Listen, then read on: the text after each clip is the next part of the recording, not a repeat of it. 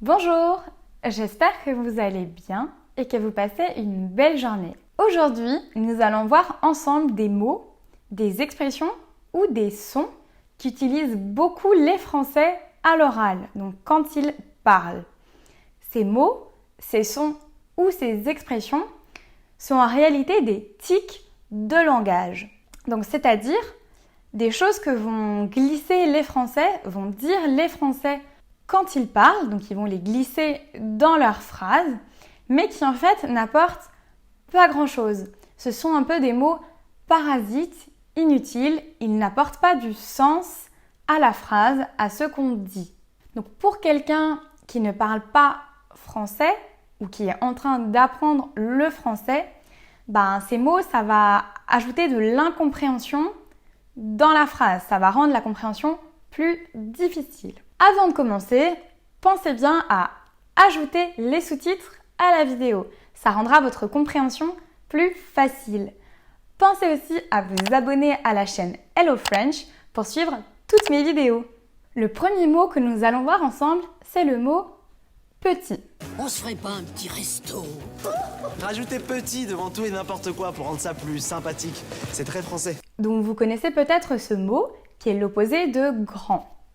Donc petit, grand. Donc les Français adorent ce mot et le glissent dans de nombreuses phrases au fil de la journée sans qu'en réalité il veuille dire que quelque chose est vraiment petit. Donc par exemple, je peux dire à quelqu'un « On se fait un petit resto ce soir ?»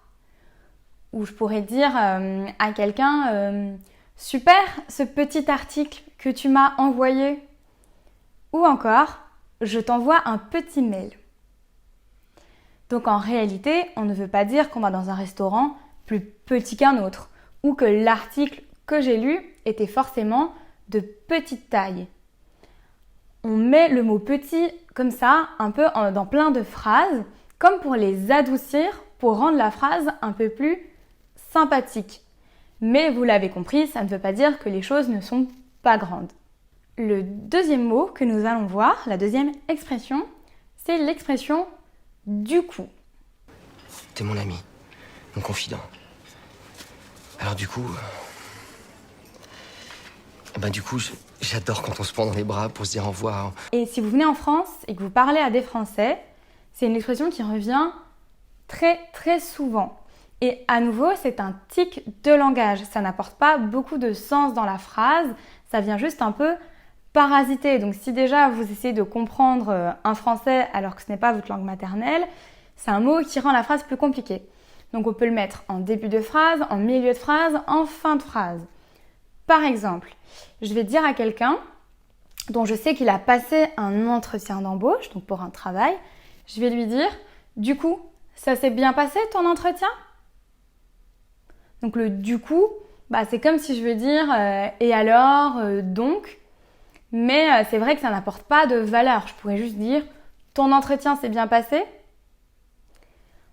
On peut aussi le placer en fin de phrase. Donc par exemple, je peux dire à quelqu'un « Il est 13h, on va manger du coup ?» À nouveau, je pourrais juste dire « Il est 13h, on va manger ?» Et c'est vrai que les Français adorent glisser ce mot « du coup » un peu partout. L'expression suivante, c'est « tu vois ». Tu vois la dernière fois quand la meuf elle m'a quitté là? À nouveau, les Français placent cette expression « tu vois » un peu partout et c'est un vrai tic de langage. Même dans une même conversation, quelqu'un va peut-être le dire 5 fois. Souvent, on le place en fin de phrase, c'est un peu une manière de ponctuer. Par exemple, je peux dire à quelqu'un « je ne parle pas anglais, donc quand je vais à l'étranger, c'est difficile de parler, tu vois ?» Bien sûr, on ne s'attend pas à ce que la personne en face nous réponde « non, je ne vois pas ». Donc c'est vraiment c'est un petit bout de phrase qu'on ajoute comme ça, un peu comme pour ajouter du volume à la phrase, pour la rythmer. Je vais vous donner un autre exemple pour que vous compreniez mieux et surtout à quel point cette expression est un peu parasite, inutile. Par exemple, si je suis avec une amie et que je vais lui raconter ma soirée d'hier, je vais commencer en disant « Tu vois, hier, j'étais au bar et je suis tombée sur Jonathan. » Ensuite, on a été boire un verre, tu vois, comme ça faisait longtemps que je ne l'avais pas vu. L'expression suivante, c'est plutôt un son. C'est le son E. Allez les gars, moi j'ai arrêté les cours à 16 ans. Donc on utilise aussi beaucoup ce son quand on parle en français. Donc à nouveau, c'est un son un peu parasite. Souvent, on l'utilise pour éviter un silence gênant ou pour montrer qu'on réfléchit. Donc par exemple, si quelqu'un me demande « Est-ce que tu veux une pizza ?» Je pourrais répondre « Plutôt des pâtes ». Ou encore, si quelqu'un me dit « Tu sais où est Caroline ?» Qu'une idée. Donc vous voyez, c'est vraiment plutôt pour montrer qu'on réfléchit. C'est pour éviter de mettre un gros silence. Alors, l'expression suivante, à nouveau, c'est plutôt un son. C'est le son « ben ». Et pourquoi vous n'achetez pas une maison ici alors? Ah bah non, on serait obligé de venir là tout le temps. Donc en réalité, ben, c'est bien ou est bien mal prononcé. Donc c'est la manière dont on le prononce à l'oral. Par exemple, si vous voyez quelqu'un qui est un peu triste, vous pouvez lui dire « Ben, qu'est-ce qui va pas? T'as pleuré ?» Ou un autre exemple pourrait être si quelqu'un me demande « Tu es sûr que tu n'as pas de sucre ?» Je pourrais répondre « Ben oui ». Un autre exemple, ça peut être si quelqu'un vous demande « Tu as ton permis de conduire ?» Je peux répondre « Bah oui, je l'ai passé à 18 ans. » Comme pour dire « Bah oui, souviens-toi, tu le sais très bien. » Enfin, un dernier exemple, si quelqu'un vous dit « Bah ta voiture ne démarre pas ?» Bah oui, je sais pas ce qui se passe. Donc ici, c'est plutôt pour montrer que vous ne comprenez pas la situation. Donc vous voyez, on peut l'utiliser dans de nombreux contextes, donc ça peut être compliqué pour vous de comprendre ce que ça veut dire, comment on l'emploie et comment il est utilisé.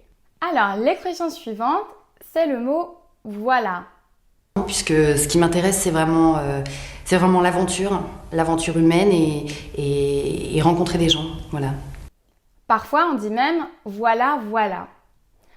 Alors, c'est une expression qu'on utilise souvent parce qu'on ne sait pas comment conclure ou parce qu'on est un peu mal à l'aise. Donc, on peut aussi l'utiliser en début de phrase. Donc, je vais tout d'abord vous donner un exemple quand c'est utilisé en début de phrase. Donc, par exemple, si quelqu'un me demande de me présenter, je vais dire voilà, je m'appelle Elisabeth, j'ai 28 ans et j'habite à Paris.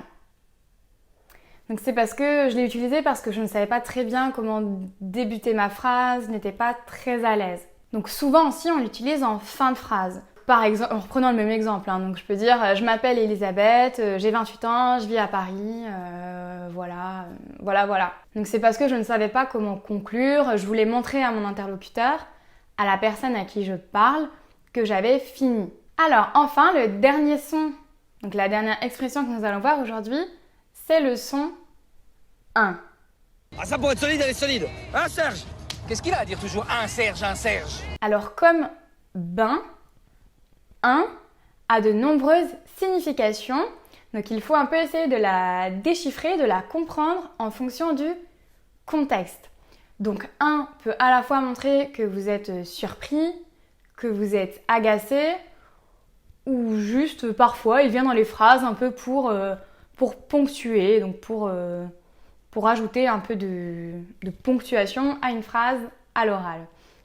Je vais vous donner des exemples, comme ça vous allez sûrement mieux comprendre. Par exemple, si quelqu'un me dit « j'ai très chaud », je peux lui dire « prends un verre d'eau, hein ». Comme pour dire « fais ça, hein ». Le « hein » ici permet d'insister. « Tu as chaud, prends un verre d'eau, hein ». Dans l'exemple que je vais donner maintenant, vous allez voir, c'est plutôt pour montrer la surprise. Donc par exemple, si quelqu'un me dit « il n'y avait plus de soda au supermarché, je n'ai pu prendre que de l'eau », je peux répondre « hein ? Mais c'est pas vrai !» pour dire que je suis super surprise qu'il n'y ait plus du tout de soda au supermarché. Voilà, c'est fini pour aujourd'hui. J'espère que cette vidéo vous a plu. Si vous avez déjà entendu d'autres tics de langage que vous ne comprenez pas, n'hésitez pas à les mettre en commentaire pour que je puisse vous les expliquer. Pour voir d'autres vidéos, pensez à vous abonner à la chaîne Hello French. À très bientôt!